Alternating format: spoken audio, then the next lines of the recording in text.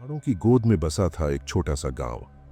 चारों ओर देवदार के पेड़, झरनों की गूंज और हवा में अगरबत्ती की खुशबू।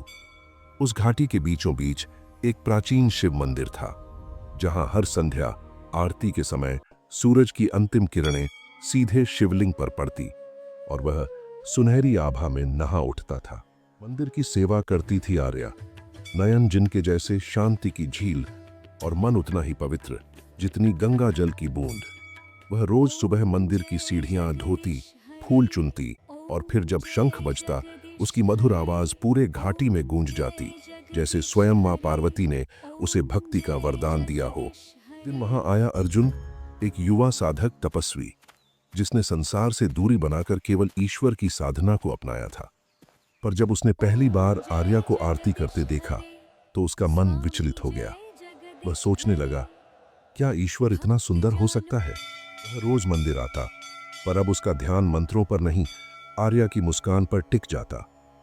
आर्या भी उसकी उपस्थिति को महसूस करने लगी थी।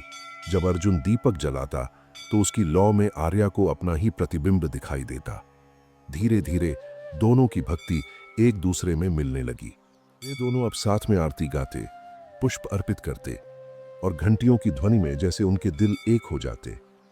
मंदिर की हवा में अब सिर्फ भक्ति नहीं, प्रेम का कंपन भी घुल गया था। एक दिन पूर्णिमा की रात थी। चांदनी मंदिर की छत से होकर शिवलिंग पर ऐसे गिर रही थी जैसे स्वयं शिव उन दोनों को आशीर्वाद दे रहे हों। आर्या ने फूल चढ़ाने के लिए हाथ बढ़ाया और उसी क्षण अर्जुन का हाथ उसके हाथ से छू गया। समय थम गया।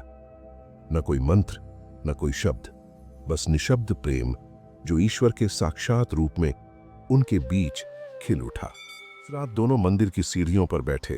आर्या बोली, अर्जुन, क्या प्रेम भी भक्ति का ही एक रूप है? अर्जुन ने मुस्कुराकर कहा, शायद यही तो सच्ची भक्ति है, जब हम किसी में ईश्वर को देख लें।